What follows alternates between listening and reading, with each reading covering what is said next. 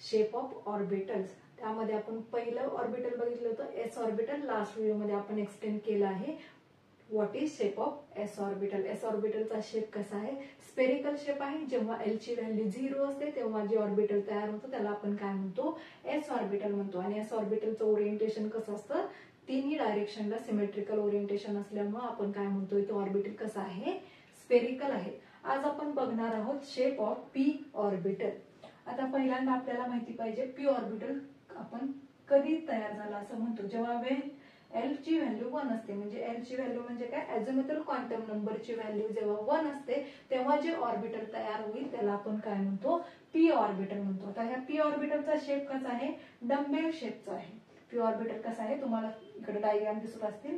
P ऑर्बिटलचा shape कसा आहे, dumbbell shape आहे. आता हे आपण कशावरून डिटरमाइन केलं की डम्बेल शेप आहे, तर आपण एक रिलेशन बघितलं होतं, angular momentum of electron and azimuthal quantum number. यांच्यातलं एक रिलेशन बघितलं होतं, MVR is equal to root of L+1 रूटच्या बाहेर h/2π. ह्या रिलेशन वरून आपल्याला काय समजलं, ते जे पी ऑर्बिटल आहे ते कसं असणार आहे, डम्बेल शेपचं असणार आहे. मग त्याच्यानुसार आपण काय केलं, त्याचे शेप्स ड्रॉ केलेले. त्याच्यानंतर बघा काय सांगितलंय, 2 lobes on opposite side of the nucleus. आता काय आहे, न्यूक्लियसच्या बरोबर 2 अपोजिट साइड्सला काय असतील, 2 लोब असतील. एकाच ऑर्बिटल मधले न्यूक्लियसच्या 2 अपोजिट साइड्सला काय असतील, 2 लोब्स असतील. जर आपण कन्सिडर केलं इथं सेंटरला काय आहे, न्यूक्लियस आहे, तर न्यूक्लियसच्या एका साइडला एक लोब असेल तर दुसरा लोब कुठं असणार आहे, बरोबर त्या लोबच्या अपोजिट असणार आहे, हे आपण सांगतोय. नेक्स्ट बघा, एल ची व्हॅल्यू 1 असताना एम च्या व्हॅल्यूज काय असतात, -1, 0 आणि +1. आणि आपण लास्ट क्वांटम नंबर्स मध्ये बघितलेलं आहे, एम काय आहे, मॅग्नेटिक क्वांटम नंबर आहे. एम च्या जेवढ्या व्हॅल्यू येतील तेवढे काय असणार आहेत, तिथं ऑर्बिटल्स प्रेझेंट असणार आहेत. मग एम च्या व्हॅल्यू काय, -1, 0, +1, 3 वेगवेगळ्या व्हॅल्यू आलेल्या आहेत. म्हणून आपण काय लिहिलं, पी ऑर्बिटल्स किती आहेत, 3 आहेत. तर ह्या व्हॅल्यू आपण माहिती आपण कशा लिहितो, जर आपण ऑर्बिटल काढलं, हे काय आहे, पी ऑर्बिटल काढलं तर आपण काय लिहितो, इथं -1 लिहितो, इथं 0 लिहितो, इथं +1 लिहितो. या 3 व्हॅल्यू काय आहेत, मॅग्नेटिक क्वांटम नंबरच्या व्हॅल्यू. त्याच्यावरून आपल्याला काय समजलं, पी ऑर्बिटल्स किती आहेत, 3 आहेत. जसं एस ऑर्बिटल काय होतं, एकच होतं, तसं पी ऑर्बिटल्स किती आहेत, 3 आहेत. आणि ते पी ऑर्बिटल्स आपण कसे काढतो, तिन्ही काय करतो, एकाच रो मध्ये काढलेले असतात. नेक्स्ट बघा, या तिन्ही ऑर्बिटल्स काय आहेत, इन्क्लाइंड ऍट 90 डिग्री. 3 ऑर्बिटल्स आपण जर बघितले तर तिन्ही ऑर्बिटल्सचा एकमेकांबरोबरचा जो अँगल येतो तो अँगल किती आहे, 90 डिग्रीचा आहे. म्हणजेच ते काय आहेत, एकमेकांबरोबर परपेंडिक्युलर आहेत. याचा अर्थ काय, परपेंडिक्युलर आहेत म्हणजेच काय, आपण जर 3 ऍक्सिस पकडले, एक्स, वाय आणि झेड, हे तिन्ही ऍक्सिस एकमेकांना परपेंडिक्युलर असतात, हे तुम्हाला माहिती असेल.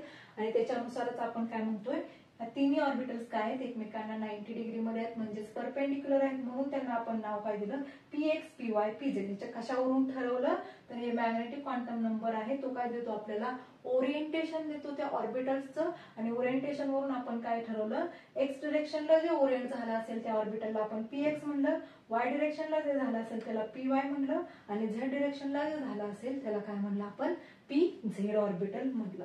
आता नेक्स्ट बघा, ह्या तिन्ही ऑर्बिटल्स काय आहेत, तर लिहिलेलं आहे डिजनरेट ऑर्बिटल्स. जेव्हा एकपेक्षा जास्त ऑर्बिटल ज्यांची एनर्जी काय असते, इक्विव्हॅलंट असते किंवा एनर्जी सेम असते, त्या ऑर्बिटल्सला आपण काय म्हणतो, डिजनरेट ऑर्बिटल्स. मग या तीनही ऑर्बिटल्स काय आहेत, एकाच एनर्जी लेवलला आहेत. म्हणून आपण या 3 ऑर्बिटल्सला म्हणजेच कोणाला, पीएक्स, पीवाय आणि पीझेडला काय म्हणतो, डिजनरेट ऑर्बिटल्स म्हणतो. नेक्स्ट बघा, P orbital starts from n is equal to 2.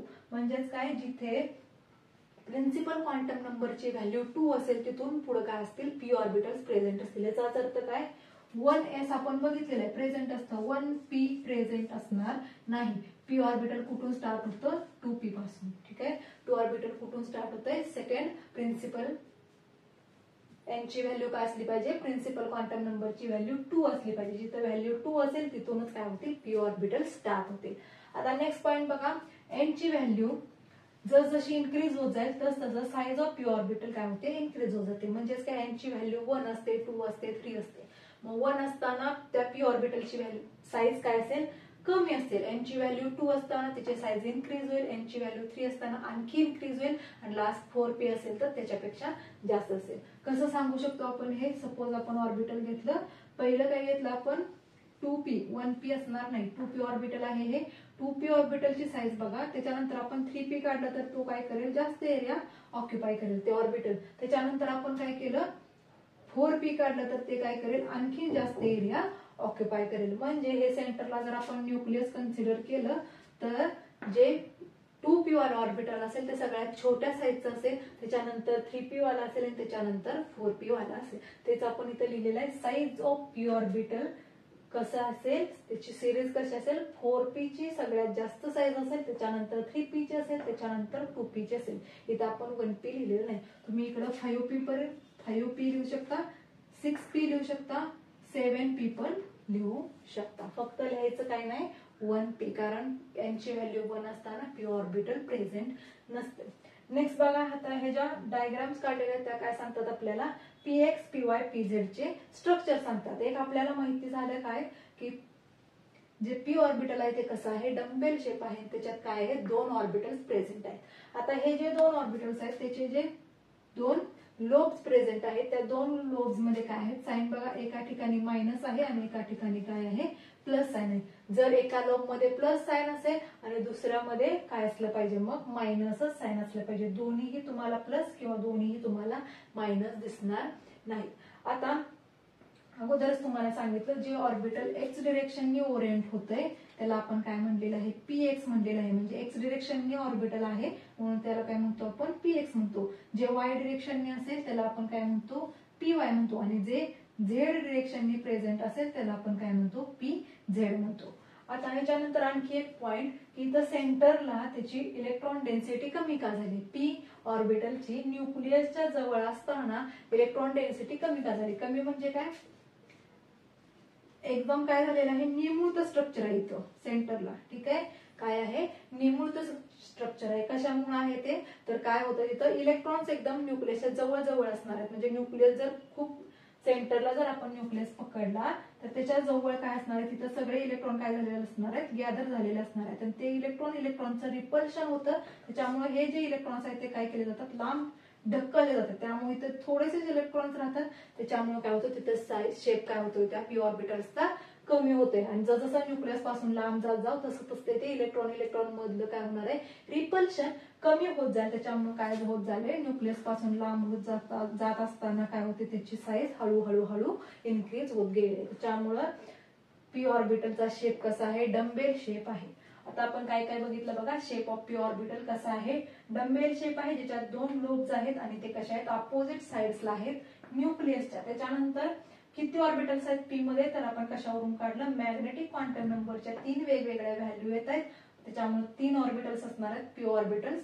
त्या आपण काय सांगितलं, इन्क्लाइंड आहेत एकमेकांना 90 डिग्री मध्ये. म्हणजे काय असणार आहेत, त्या परपेंडिक्युलर असणार आहेत. नाव काय दिले आपण त्यांना, px py pz. कशावरून दिलं, तर एक्स डिरेक्शननी जे ओरिएंट झाला असेल त्याला px म्हणतो, वाय डिरेक्शननी जे ओरिएंट झाले असेल त्याला py म्हणतो, झेड डिरेक्शननी जे ओरिएंट झाला असेल त्याला pz म्हणतो. नेक्स्ट बघा, या तिन्ही ऑर्बिटल्सची एनर्जी काय असते, इक्विव्हॅलंट असते. त्याच्यामुळे ह्या तिन्ही ऑर्बिटल्स कशा आहेत, आपण म्हणतो डिजेनरेट ऑर्बिटल्स आहेत. नेक्स्ट बघा, p ची किंवा p हे ऑर्बिटल कुठून स्टार्ट होते, n is equal to 2. n ची व्हॅल्यू 2 असताना, प्रिन्सिपल क्वांटम नंबरची व्हॅल्यू 2 असताना तिथं काय होतंय, p ऑर्बिटल स्टार्ट होत आहे. तिथून पुढे p ऑर्बिटल्स असते. नेक्स्ट बघा, n ची व्हॅल्यू इन्क्रीज होत जाईल तसं आपण काय सांगतोय, size of p orbital also increases. त्याच्यावरूनच आपण काय लिहिलं, 4p ची साईज 5p ची साईज 4p पेक्षा जास्त असणार आहे, 4p ची साईज 3p पेक्षा जास्त असणार आहे आणि 3p ची साईज 2p पेक्षा जास्त असणार आहे. आणि आपण काय केल्या, या डायग्राम्स आपण स्टडी केलेल्या आहेत. एक्स ऍक्सिसच्या अलॉंग असेल त्याला px म्हणणार, वाय ऍक्सिसच्या अलॉंग असेल त्याला py म्हणणार आणि झेड ऍक्सिसच्या अलॉंग असेल त्याला pz म्हणणार आहोत. आणखीन आपण काय सांगितलं, सेंटर जवळ त्याचे साईज कमी का आहे, तर इलेक्ट्रॉनचं रिपल्शन तिथं खूप जास्त असल्यामुळे तो शेप काय झालेला असलेला आहे, हे पुढे निमुळता झालेला आहे. आणि जसं न्यूक्लियस पासून लांब जात जाऊ तसं इलेक्ट्रॉन्स एकमेकांपासून लांब गेलेले असतील, त्याच्यामुळे इलेक्ट्रॉनचं रिपल्शन कमी झालेलं असेल आणि काय झालेलं असेल, मग तिथं आपल्याला त्या इलेक्ट्रॉनचा क्लाउडची साईज काय दिसते, जास्त दिसते.